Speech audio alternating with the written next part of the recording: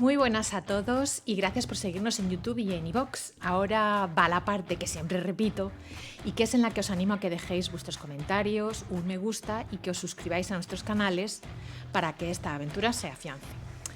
Esta vez repite en nuestro espacio mi querida Nieves Mories, que nos trae su última novela de folk horror, La noche para las de la noche, publicada por Dolmen. Nieves es abulense, miope y aficionada a la repostería y al bricolaje radical. Sus obras han quedado finalistas en diversos premios, aunque no ha ganado ninguno, lo cual debe de constituir algún extraño récord nacional o una maldición menor. A sus gatos les encanta cuando toca el Dirt de Alice in Chains en su Fender negra, en esos días en que intenta olvidar que una vez incluso fue crítica de cine. Escribe, ilustra y enseña para combatir la absoluta fealdad del mundo, aunque sospecha que quizá no baste. Le pone velitas a Ballard, Cronenberg y Amy Dune, únicos santos en los que cree.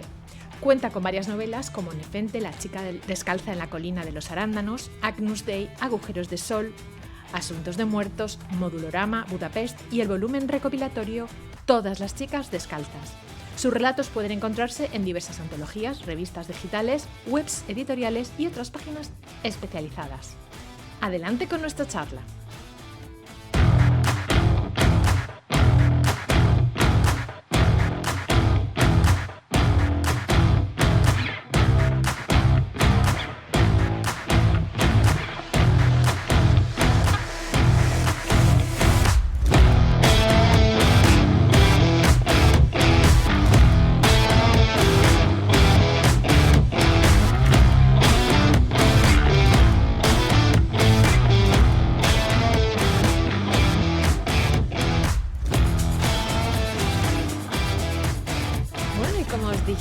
Antes, hoy estamos de nuevo con una repetidora que es Nieves Mories. Hola Nieves, ¿qué tal?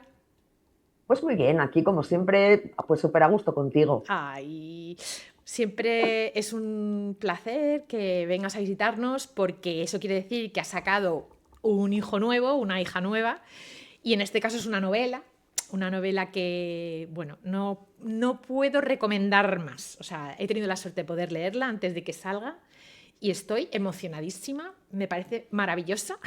No sé cuántas veces voy a decir esto, pero claro, a mí es que me gusta mucho cómo escribe Nieves, para los que me estáis viendo o escuchando por primera vez.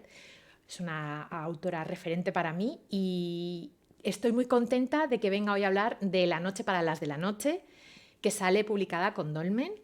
Creo que es con Pazuzu, con la colección Pazuzu o con otra colección.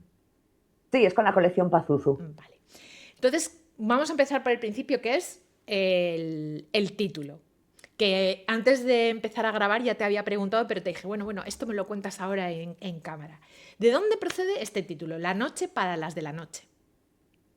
Hay parte del folclore vasco, una leyenda sobre un duende, con una especie de coplillas que en cierta parte además abre el libro en las citas. Me gusta mucho, aunque en el fondo la novela no tiene nada que ver, solamente esa parte del inicio. Me parece muy representativa también de uno de los personajes. Y quería representar, a ver, es una novela de folclore abulense, vamos a decirlo así. Y no podemos negar que en Ávila, durante la repoblación, aquí vino muchísima gente del País Vasco y probablemente esto sería un desierto todavía más grande sin ellos. Sin ellos. Así que se nota muchísimo en la fisonomía de mucha gente todos esos orígenes vascos, y hay uno de los personajes, una de las protagonistas, viene precisamente del País Vasco, que es nuestra querida vieja. Bueno. Viene de allí y tenía que tener representación, y me llamó tantísimo toda esa leyenda y precisamente ese párrafo que dije, no, es que no puede llamarse de otra manera la novela, más que La noche para las de la noche.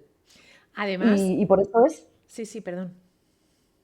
No, que por eso es, porque tenía tanta resonancia, tenía tanto que ver con la novela y tenía tanto que ver para aunarlo todo, que me pareció redondísimo. De hecho, algunas de las citas también que incluís al principio incluyen a Nacho Vegas, a Radio Futura, que ahí Sí. ya es para, bueno, ya es que me empecé a emocionar ya desde las citas. Y bueno, eso que comentas, también hay como una coplilla o cancioncilla o romance, o no sé, no sé cómo calificarlo, que va repitiendo algunas frases que se repiten, que no, estas no las he copiado para citarlas, he cogido otras citas, pero no estas, porque no quiero hacer spoilers. Pero bueno, hay como una referencia constante al folclore Sí, y a un tipo de folclore, como tú dices, bueno, el abulense, pero este tipo de... es un folclore como prerromano, ¿no? Es sí, como, iba a decir es betón. ancestral, que sé que Sí, te gusta mucho, ancestral, porque hablas mucho de lo de es betón. ancestral en la novela. Pero sí, es como algo como muy antiguo, que tiene muchas resonancias, pero como que ha pasado ya tanto tiempo que no sabemos muy bien de dónde proceden, pero te hacen vibrar de la misma manera, ¿no? Y también, hablando un poco del origen de todo, me gustaría saber si nos puedes comentar dónde se te ocurrió esta historia y cuándo. Pues es que el origen de esta historia, la verdad es que tiene mucha, mucha gracia. Ah, bueno. Para ser una historia tan turbia, el origen es muy gracioso. Cuando en 2020 por fin nos abrieron las puertas y nos dejaron salir a la calle, Ujú, después de tenernos encerrados, yo necesitaba salir. ujú, Pero mira, me mataba de miedo eso de meterme en una multitud. ujú, Y le dije a mi señor consorte, sácame de casa, pero no me saques donde haya gente. Y nos fuimos a uno de los muchos castros betones que hay aquí en Ávila, ujú, al más importante, que todavía sigue en excavación, ujú. y allá que nos fuimos, mira, hacía un calor que yo creía que me moría. Yo tuve que subir a ese cerro, llegar a esas piedras, y dije, me muero tanto que me voy a sentar aquí y me voy a comer una mandarina. ¿Y dónde me senté? En el altar de los sacrificios. Ah, En la novela, una de las protagonistas habla de ese altar de los sacrificios que a ella le pareció una taza de váter con un lavacabezas detrás. Te ujú, juro que era así. ujú, Hay una foto en Instagram mía comiéndome una mandarina donde se puede ver ese altar de los sacrificios, ujú. en el que se habla de la novela. Te lo juro, era como una taza de váter. ¿Y tú te sentaste sin saber que aquello era un altar o lo sabías? Yo estaba a punto de desmayarme. Yo me enteré luego. Sé que es vandalismo, sé que a mucha gente le puede parecer, joder, tía, ¿te sentaste en un altar betón a comerte una mandarina? Sí, lo hice. Ujú, ¿Era eso o despeñarme? ujú, Y ahí más o menos ya dije, oye, esto es raro porque esa cisterna extraña que decía el cartel, estos son las termas. ¿Cómo van a ser las termas si están conectadas con ese lavacabezas?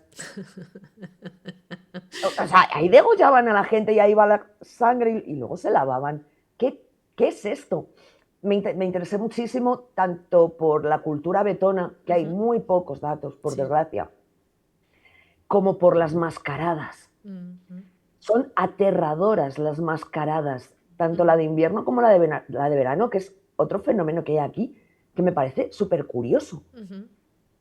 Y ves a veces en redes sociales cómo te hablan de la gente nórdica, oh, mirad lo que hacen. Y digo, pero si solo tengo yo aquí en Ávila, da muchísimo más miedo y Pu- nadie habla de ello. ¿Puedes explicar para los que no sepan, claro, qué son las mascaradas a las que te refieres? Pues por toda la provincia de Ávila, en varios pueblos, se hacen tanto en febrero como en agosto. Mascaradas en febrero hacen que coincidan con el carnaval Ujú. y en verano coinciden con, me pone del hígado, lo que desde hace unos años se llama el Festival de la Luna Celta. Ajá. Ujú. Sí, patrocinado por la Junta de Castilla y León, sí. Ya. Eh, Tienen vestimentas, pues eso, como con pieles, cencerros, van enmascarados. Hay unos trajes en el Museo Provincial que dan pánico. Ujú.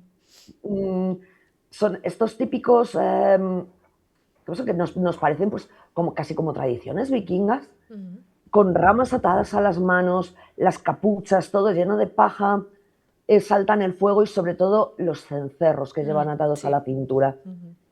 da un miedo, Ujú. de verdad, que es que no quieres ni acercarte. Y los quintos, Sí.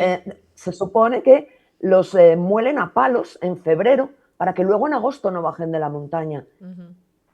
Y son ritos que eso te pones a investigarlos un poco, son antiquísimos Ujú. y suceden en toda la región indoeuropea. Es fascinante. Y Ujú. tenía que hablar de eso. Ujú. Tenía que hablar de mi tierra más allá de las puñeteras murallas. Sí, sí, sí.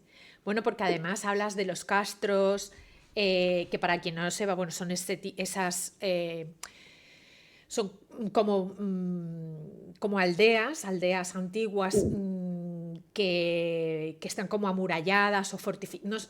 Yo no diría murallas, quizás fortificadas de distintas maneras, y entonces tienen un aspecto circular muy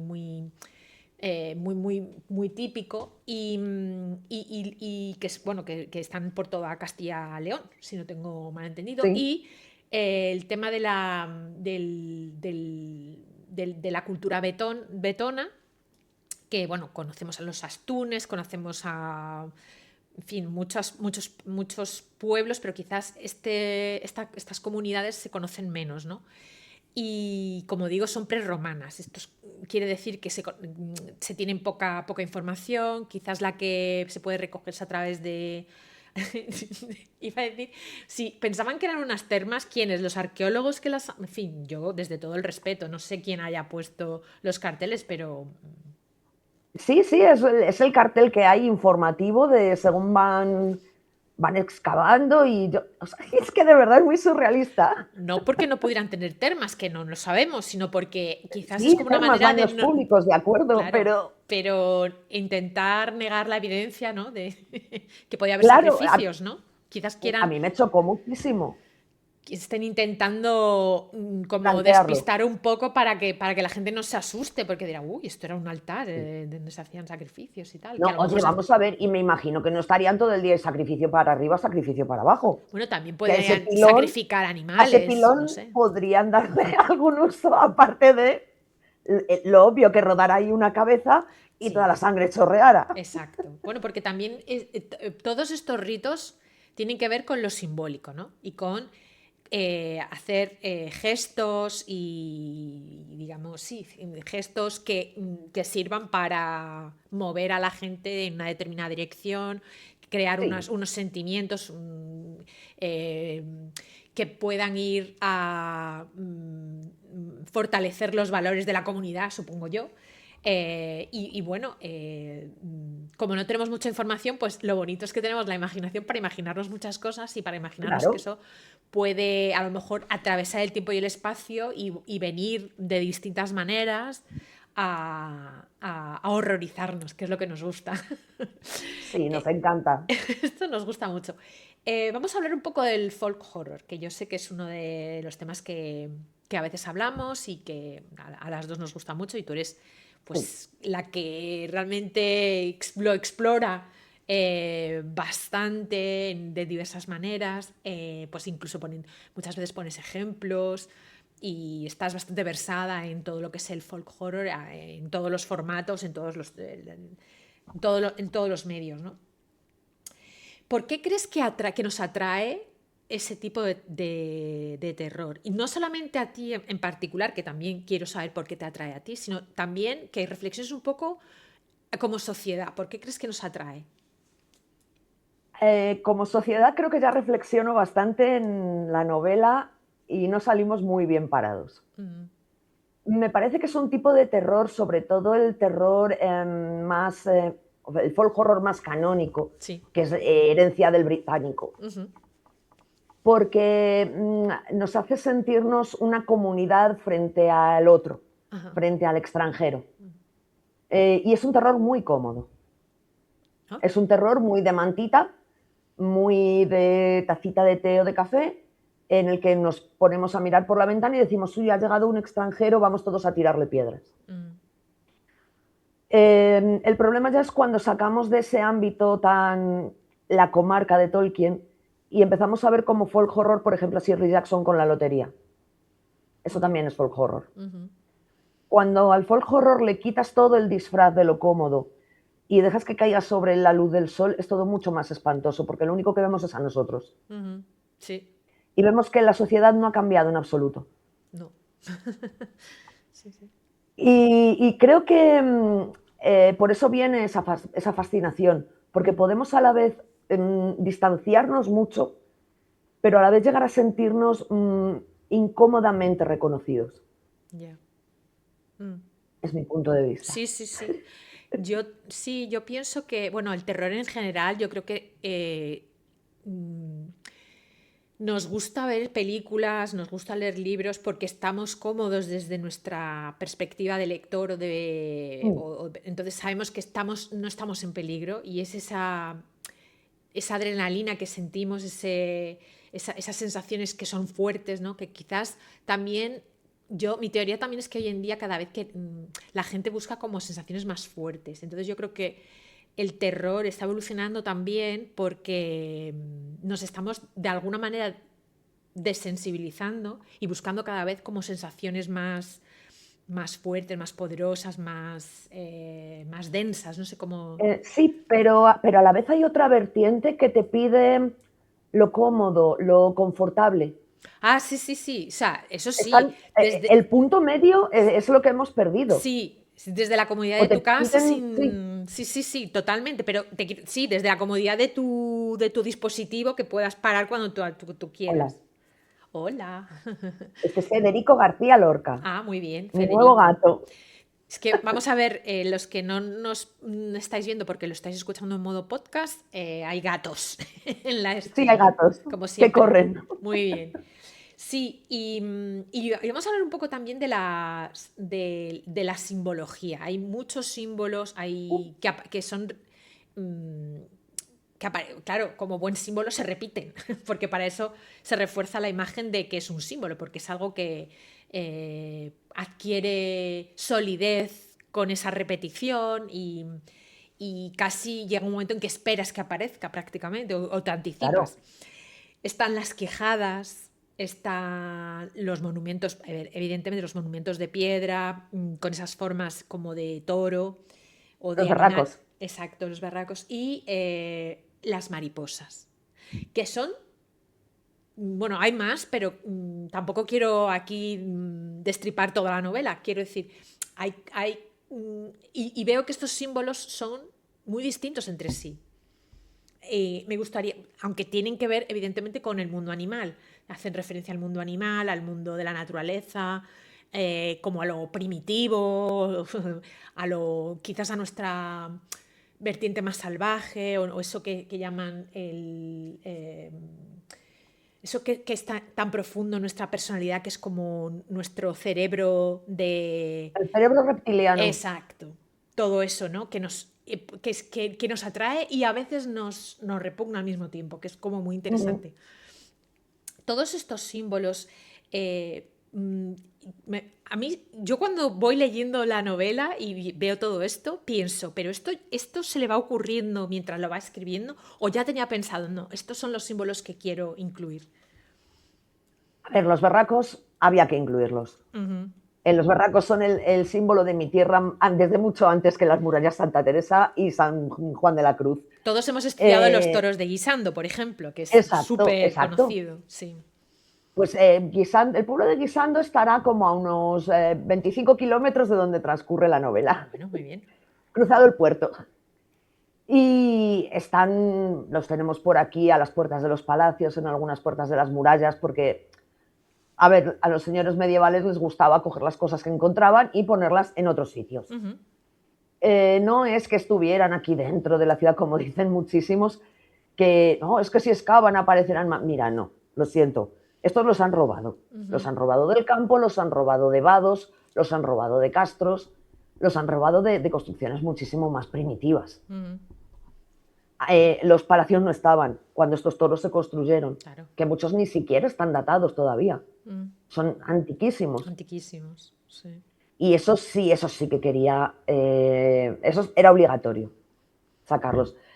Pero el resto, no, el resto se me fue ocurriendo. Las mariposas, cualquiera, yo creo que me haya leído, sabe que son un tema recurrente en todo lo que escribo, igual que los dientes. Pero sobre todo las mariposas o las polillas. Ajá, sí. ¿Hay algo más repugnante, en serio, que una mariposa? Son preciosas cuando vuelan lejos, maravillosas. Pero, ¿qué asco dan las mariposas de cerca? Ya. ¿Qué horror son ese bicho? Pero a la vez es fascinante por todas las etapas por las que pasa. Así que para cogerlo como símbolo de algo, está muy bien. Está muy bien. Vamos a hablar también de Castralba, que es donde, bueno, el pueblo donde sucede, que no sé si es un pueblo real o es un pueblo inventado, Ficticio. ficticio, ¿no? Háblanos un poco de Castralba y de la granja. Castralba es un lugar encantador donde están deseando que vayas para hacer fotos y hacer amigos. No. Castralba es un pueblo de tantos que la España vaciada tiene para mostrarnos, para que miremos a otro lado y nadie piense qué hemos hecho. Ya. En Castralba quedan muy pocas personas viviendo. Queda una persona y una que va y viene en la granja, y luego queda una vieja, que no tiene nombre, se llama la vieja. Y la persona que vive en la granja, que es un edificio pues, de tantos, una finca, una quinta, un almacén que después de años y años y décadas de vamos a reformar esto, vamos a reformar lo otro, ha perdido totalmente su identidad, cualquier cosa que le haga reconocible como algo arquitectónicamente bonito. Es un edificio útil, es un edificio grande que una vez albergó a una familia y que fueron modernizándolo, porque esa es otra. Yo no, en ningún momento, al contrario, quiero decir, no es que la gente de un pueblo más o menos aislado y prácticamente vaciado es idiota, al contrario. O sea, una de nuestras protagonistas, que es la que vive en la granja, vive estupendamente bien. Se hacen mascarillas coreanas y se hace la manicura. Y le llegan cosas de Amazon. Exacto, vamos a ver, es una persona normal y Sí, corriente. sí. Gracias a los programas de modernización de los pueblos de Ávila, en muchos tienen mejor cobertura vía satélite de internet que en la ciudad. Tienen conexión vía Starlink, creo que es. Tiene internet. Sí, sí. Incluso la vieja del pueblo tiene internet. Sabe lo que es Instagram, sabe lo que es Pinterest. No son gente idiota. Viven en un pueblo casi fantasma, pero no son gente idiota. Y ahí se desarrolla toda esta pesadilla. Y además se desarrolla en verano. Sí. Con un Como calor terrible como el que está. Horror. Sí, sí, sí. Y esto también se ve reflejado en la novela. Y vamos a hablar un poquito de los personajes. Hay varios personajes. Está la vieja que has mencionado. También hay una joven. No diré mucho más. Está Siena. Está Diana. Está Beltrán. Y luego hay algún otro que sale de una manera quizás un poco más, bueno, de vez en cuando. O sea, quiero decir que no estamos hablando de que es una novela en la que solamente hay un par de personajes. Hay varios personajes, hay interacción, pasan cosas, hay gente, me refiero. Sí, hay gente. Hay gente, poca, pero hay gente y pasan cosas, ¿no? Y ahí también es una cosa que me interesó mucho fue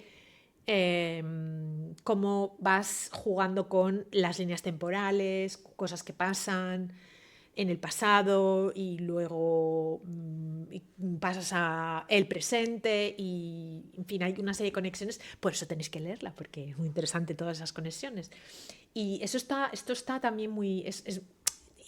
implica, o sea, o refleja la relación entre también los personajes. Me gustaría que me hablase sobre todo pues de Siena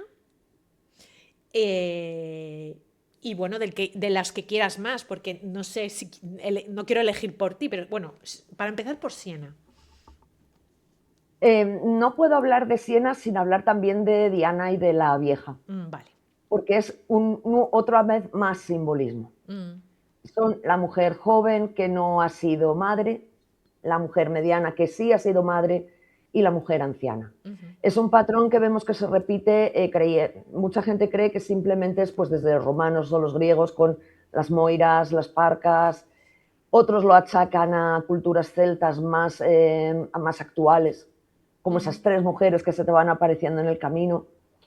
Y lo que pasó simplemente fue que los romanos le dieron ya una especie de nombre y estatus a las 3.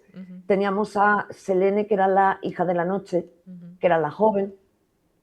Tenemos a Diana Cazadora, que es la diosa de la naturaleza y de la venganza.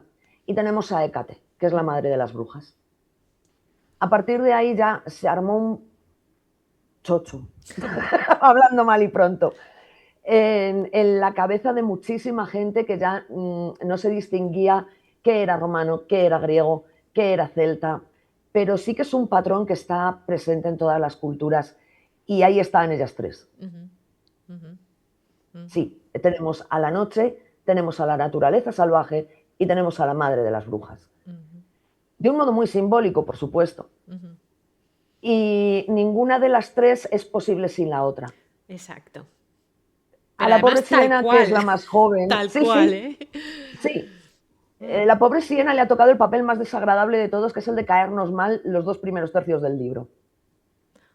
No tiene un carácter muy amigable. Ay, pues a mí no me caía mal. Eso dice mucho de mí, ¿no? Sí, sí. A mí tampoco me cae mal, ¿eh? No, es mi no. personaje Bueno, favorito. quiero decir, no, es que yo desde el no juicio no me parecía, no, o sea, entiendo lo que dices y seguramente la gente pues no le va a caer especialmente bien, pero a mí no me caía mal. Tiene algunas frases al principio un poquito... Sí. Es verdad, eso sí es verdad. Bueno, no es muy Pero luego se le agradable, entiende. No, no pero... es muy agradable, no es la más simpática. Pero no me cae mal, bueno, no sé. No Se hace querer. Sí, se hace querer. Se hace querer. Ella vive en la granja con su medio novio, el guardia civil, que ni siquiera vive allí. Sí. Me gustó Manda mucho narices. eso. Me gustó mucho que fuera él, secundario fuera él. Claro que sí, y es él el que va y viene de su pueblo porque ya no se va a mover. Vamos a ver, querido. Claro. Que en tu pueblo hace mucho calor y yo tengo aquí un chiringuito montado en el salón con unos lucernarios que no me entero de la ola de calor. Sí. Y pues son los que reciben a otra de esas 3 mujeres, a la mediana. El libro, o sea, la novela empieza quitando ese prólogo tan impactante cuando pues una señora normal y corriente en una curva de la comarcal dice: ay, Dios mío, no puedo más. A mí me está dando una insolación que me muero. Sí. Beltrán la recoge y la lleva a la granja y se hace cargo de ella. Sí. Tiene un recibimiento... Peculiar. Abulense. Muy expresivo, sí. Sí. Y ahí es como ya pues entran en contacto y no se caen demasiado bien. Ya. Y la vieja me fascina. La vieja fue mi vía de escape para decir todo lo que yo quería decir. Es el personaje sin pelos en la lengua. Sí. Tengo por aquí, bueno, hay una frase, porque he recogido muchas, pero bueno, he tenido que ver, no quiero decir alguna que pueda a lo mejor hacer muchos spoilers, pero una que no dice la vieja, pero se refiere a ella, que es: la vieja dice que el valle es su cuerpo. Me pareció muy bonito, porque una de las cosas que te he dicho también fuera de cámara es que creo que es una novela, a pesar de que es horror, a mí me parece muy bonita. Estéticamente me parece muy bonita y no sé, eso es lo que yo pienso. También hay otras frases, por ejemplo, que tienen que ver también con Castralba. En Castralba, mentir es educación, que yo creo que eso también es como en todos los pueblos. Sí. Y luego es que estoy hasta los cojones. Eso también es muy de la Mancha, ¿no? O sea, muy de esa... Sí, dice mucho del carácter, ¿no?, de la gente. Otra cosa que se dice sobre Castralba. En Castralba, mentir solo es una forma más de educación. Que es un poco la misma, Sí, es un poco lo anterior, la sí. mismo, ¿no? Entonces, Pero te mientes ya por cortesía, por hábito. sí, por eso que estas dos frases que se refieren un poco a lo mismo, pero es dicho de otras maneras, una es con, pues como esa retranca de, bueno, sí, pero estoy hasta los cojones también. Me parece que era como muy, que dice mucho del carácter de la novela. Y luego también otras como, por ejemplo, yo sostengo el silencio de la noche. Me encanta esa frase. Yo sostengo el silencio de la noche. Es que yo decía, pero bueno, me cago en la madre, Esa es ¿verdad? nuestra Siena. Esa es Siena. Y otra cosa que me gustó, por ejemplo, a esas paredes que parecían necesitar una coartada. Dijo en voz alta, a esas paredes que parecían necesitar una coartada. Es que me parece maravilloso. Y ya otra, la frase le sonó, le había oído en la voz la había oído en la voz de Siena esa misma mañana mientras le servía un café con sabor a penitencia. Es que es maravilloso. Es que me río porque me encanta. Entonces, bueno, pues esas frases, pero bueno, esto es una pequeña muestra que, como digo, he intentado no sacar ninguna que diga demasiado porque no quiero destriparlas. Tenéis que leer, evidentemente. Eh, me gustaría saber si qué ha sido lo más fácil y lo más difícil a la hora de escribir esta historia. Lo más difícil ha sido la ambientación y el intentar no meter la pata. Que no venga ningún arqueólogo, nadie que se dedica al folclore y quiera, no sé, apedrearme. Eso ha sido lo más difícil de todo. Documentarme bien, ver qué tiene que ver con esto, ver qué no tiene que ver con lo otro, porque es muy fácil meter la pata en esto. Es muy fácil, por ejemplo, los instrumentos musicales que se utilizan, Sí. darles el nombre más común. Por ejemplo, el bodhran, que es a lo que todo el mundo conoce como el aro de piel, decir que se llama bodhran. ¿Pero cómo se va a llamar bodhran si estamos en Ávila? Vamos a ver. Pues no. No, eso es británico. Sí, eso sí, En sí. fin. Pero es muy fácil caer en ese tipo de trampas. Y lo más fácil, la construcción de personajes. También quería preguntarte por otro personaje, que es el hombre tranquilo. Ah, y el hombre tranquilo. El hombre tranquilo. Simpático también.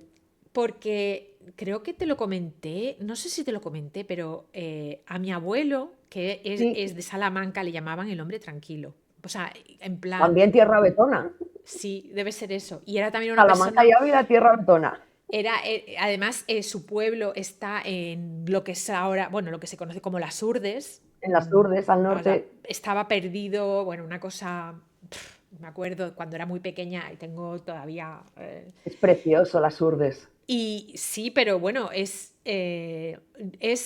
no sé cómo, no sé si me pasó algo cuando era tan pequeña. Yo recuerdo haber estado allí muy, muy, muy pequeña porque a mí el verde de los bosques frondosos me acojona directamente. O sea, no me encuentro, me parece precioso, pero me da miedo. O sea, no lo soporto. Cosa, no sé, que no sé si tiene que ver con algo que me pasaría de pequeña, me caería o no sé, o algún trauma, pero me da bastante miedo. Y es precioso, ¿eh? Los ríos, las piedras, todo, las dehesas, maravilloso. Pero bueno, los pueblos, o sea, me acuerdo de Es pueblos, precioso, es precioso. pero vamos, que yo recuerdo de pueblos pues que no teníamos el cuarto de baño tal y como lo se conoce hoy en día. En fin, yo era muy, muy pequeña, ¿eh? Estoy hablando hace 40 y pico de años. Y esto, bueno, pues yo lo he vivido, o sea, quiero decir, sé que existió y tal. Y entonces me acuerdo de mi abuelo. Y mi abuelo yo no le conocí porque murió el año que yo nací. O sea, quizás eso también tiene que ver por, no sé, algo raro. Pero era también una persona que tocaba el tamboril y la flauta al mismo tiempo. Esa manera que yo no sé cómo coordinaban, porque me parece tan difícil eso. Sí, sí, parece Es dificilísimo, sí. muy complicado, ¿no? Y era la persona, en aquellos momentos no existían, como sabéis, no había, la Guardia Civil no estaba cerca, o sea, para que viniese la Guardia Civil pues había que dar aviso y eso tardaba bastante, y no había jueces, no. Entonces cuando había algún problema entre vecinos, había una persona que era muy respetada en la comunidad que se llamaba el hombre bueno y que hacía como de juez y escuchaba las partes, y, bueno, porque era una persona ecuánime, con sentido común, y mi abuelo era el hombre bueno del pueblo.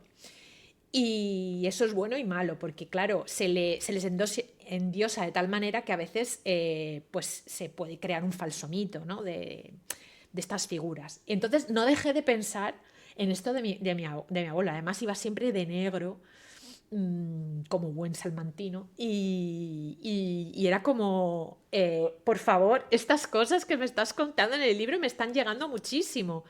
Lo Entonces, único que en el caso del oficio de tu abuelo, en Castralba, ese papel es de la vieja. claro, claro. Entonces me gustó mucho esa inversión de decir, bueno, pues es que a lo mejor eso también lo podían haber hecho mujeres. Personas Sí, que fueran muy respetadas por el pueblo, que hasta dieran un poco de miedo, que impusiesen un poco, porque bueno, eran personas que tenían un poco o sea, el control o el mando, la gente sí. pues les seguía, ¿no? Y eso me pareció maravilloso, muy chulo, ¿no? Que hayas decidido eso, y reflejarlo de esa manera en la novela. Entonces, para el personaje, por ejemplo, de la vieja, no sé, porque no sé, nunca supe si esta vieja y este hombre son como antagónicos, porque yo no sabría, tendría que pensar, no sé cómo con qué intención lo escribiste, o quizás no quieras decir con qué intención lo escribiste. Son antagonistas desde el punto de vista de que el hombre tranquilo es antagonista de todo el mundo. Ya, claro. Ujú. Sí, sí, Ella para él es una más, ya. pero a la inversa, pues para la vieja sí que es como, joder, el diablo. Ajá, Es lo peor, es tal, pero para él no. ajá. Vale. Él representa además todo lo masculino. Ahí se ve muchísimo la dualidad, Mm. también con el tema de lo de las libélulas emperador macho. Bueno, hay muchas cosas, hay Sí, sí, muchas sí. cosas.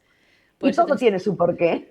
por eso tenéis que leerlo, pero es que, claro, cada vez que voy pensando, salen más cosas, digo, bueno, realmente es esto que es la construcción del mundo. Es muy, muy cercana, pero es también bastante más compleja de lo que puede parecer Sí, es a muy simple compleja. vista. ¿No? A veces no hace falta hacer como mundos secundarios. También en nuestro No, mundo se puede haber sí, complejidad y muchas emociones y contradicciones, que es una cosa que yo reivindico mucho, que puede haber personajes contradictorios, no pasa nada, somos contradictorios, por ¿no? supuesto. Y en Como, esta, como personas somos lo mejor y lo peor a la vez. pero además, a pesar de que el final es el que es, Es muy tampoco voy. triste.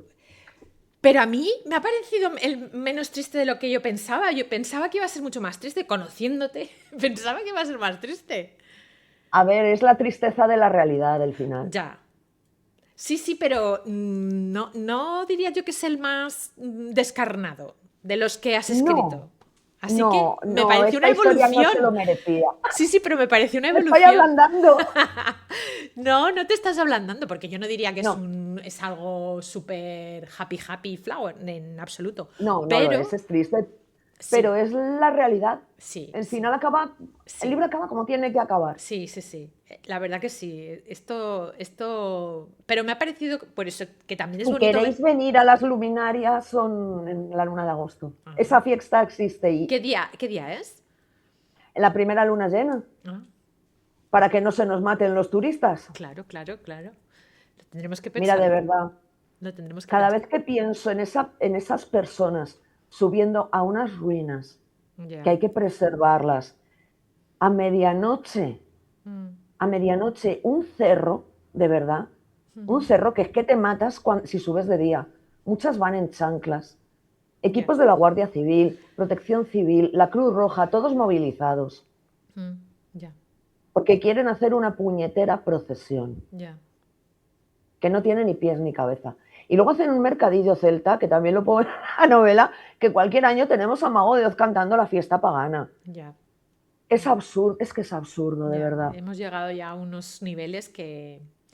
La Y mercantilización ya. de lo que no se debe Y de lo que no se entiende, porque bueno, y de lo que no se entiende. porque hay muchas maneras de celebrar cosas, Claro que sí. pero no desde ese, como tú dices, desde ese mercantilismo salvaje, ¿no? Que al final Y es desde la un rito en sí vandalización. mismo, casi. Sí. Y eso, y desde la vandalización. Exacto, exacto. Y aparte estuve leyendo un poco que es verdad lo que dices, que no había mucha información sobre la cultura betona, pero que el propio nombre, que viene del latín y no sé qué, a ver, las acepciones son, me encantan, viajeros, guerreros y saqueadores. O sea, me parece maravilloso, porque Sí, en realidad lo que están es describiendo probablemente lo que otros verían en la comunidad de enfrente. Lo que te claro. podrían parecer, pues son gente que viaja porque se vienen a mis tierras y guerrean por los recursos y saquean, ¿no? Que es como... Pero, bueno, claro, sí, pero a ver, ¿cómo le explico? No es que estuviera bien o mal visto, es que era la manera en la que se hacían las cosas en ese momento, ¿no? claro, Entonces, esto también se refleja en la novela, quiero que lo sepáis, y además el trabajo que debes haber hecho de documentación se nota bastante porque hay algunas partes, algunos fragmentos en donde se ve que has hecho una gran, bueno, pues que te has documentado mucho sobre ese tema. No sé cómo viviste ese proceso de documentación. ay, me encantó. Siempre me encanta documentarme para todo lo que escribo. Lo Mm, disfruto muchísimo. mm, Porque además, según voy investigando, van como apareciéndome pequeñas escenas en la cabeza que digo, esto tiene que salir y esto tiene que salir. mm, Y es fantástico. Y mm, sobre todo en este caso, que había tantas cosas que desconocía, mm. fue, Fue mágico casi, ¿no? sí, Supongo, ¿no? sí. ¿Y cómo llega esta novela a Dolmen?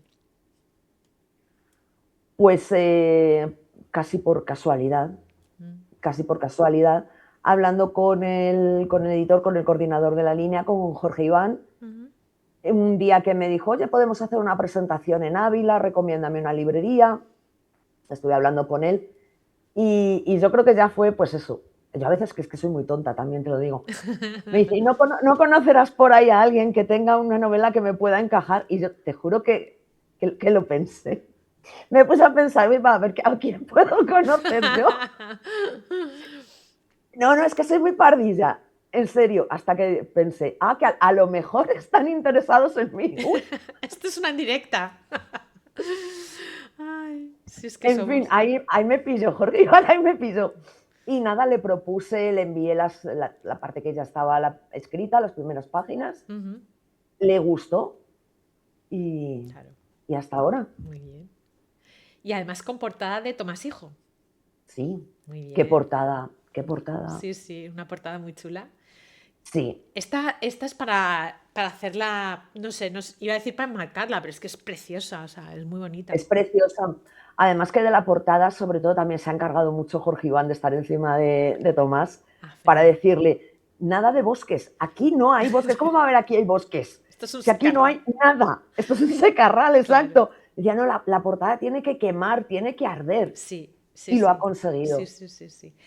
Bueno, pues un saludo a los dos desde aquí y ya para ir un poco terminando, ¿nos podrías comentar en lo que estás trabajando ahora si se puede contar algo? Ahora mismo, pues Sí. ahora mismo estoy leyendo para documentarme para lo próximo. Ah, fenomenal. Muy bien, muy bien. Esperamos que sea lo que sea que vayas a sacar cuando lo saques, vengas aquí y nos hables de ello porque serás tripitidora. O sea, ya Qué honor, qué guay. esperemos que sí. Sí, yo vengo. Además, esto es una cosa. El primer librísimo al que viniste era el número 13. Sí. Este iba a ser el número 66, que hubiera sido muy chulo, pero va a Ay, qué ser, bonito iba va a a ser el ser. 65, creo. Bueno, Bueno, pero bueno, hubiera también me sido gusta. una pasada que hubiera sido ya 66 Sí, por ahí, ¿no? Un buen número. Yo creo que esos números te veían muy bien. Si pudieras invitar a alguien a que viniese al Librísimo, ¿a quién invitarías? Y ya sabes que tiene que estar vivo o viva. Vale, porque te iba a decir, ya con los milagros que has hecho, como por ejemplo traerte a Ken Liu, a ver, ¿puedes ya resucitar a los muertos o traer a Stephen King? Sí, claro. No, No, a Esteban va a ser que no, pero bueno, a nunca se sabe. Esteban no se deja No, Esteban. no, somos ¿Has muy traído a Iván modestos. Humanes? No, pero bueno, me lo Iván apunto. Humanes, Iván, me lo apunto. Sí, sí, sí. wow, Me lo voy a apuntar. wow, Sí, sí, sí, sí. Vale, pues me tiene fascinada. Es uno de estos relatistas que tenemos que es tan poco valorado que me da una rabia ya. Ujú. Vale, pues, y es un maestro de las palabras. pues apuntado queda y además ya sabéis que muchas veces nos decís, nos proponéis gente y al final terminan viniendo, así que fenomenal. Y ya para terminar, me gustaría que nos compartieras un libro que te hayas leído últimamente, que te haya gustado tanto, que lo quieras recomendar, porque ya sabéis que todos los veranos paramos un tiempo y en ese tiempo que paramos por vacaciones sacamos la lista de todos los títulos que nos han recomendado los visitantes del Librísimo para que tengáis ahí esa mini biblioteca digital con todas las recomendaciones. Pues es que lo que más me ha impactado, no sé si se puede conseguir desde España, Ajá. y es Alabada a los dioses casa. Alaba. Lo ha publicado Vestigio en Colombia, Alabada a los dioses casa. Ujú. Wow. De vestigio. Novela corta. ¿De qué? Te diría que es bizarro, pero no exactamente. Ujú. No sé ahora mismo quién es el autor de Alabada a los dioses casa. Mm, Alabada a los dioses casa. Es increíble, mm. Muy bien. increíble. Pues nos lo apuntamos y puede ser muy buena lectura de verano. Así que yo Sí, te... porque es cortita, es ágil ¿Vale? Sí, y además está hecha y es... en Casa Vestigio, que Sí, está hecha en casa Vestigio, que es sello de calidad. exacto, que somos muy fans también. Un besito para la gente de Vestigio también. Y evidentemente, la gente de Dolmen, ya sabéis, la noche para las de la noche de nuestra Nieves Mories sale ya. Cuando este Ya. programa salga al aire, ya habrá salido, espero. Y con la portada de Tomás Hijo y en la línea, en la colección Pazuzu de Dolmen. Así que ya lo sabéis, si no la tenéis que conseguir, como sea, y leerla porque os va a fascinar. Muchas gracias. Nieves, ya sabes que esta es tu casa. Muchas gracias a ti por invitarme.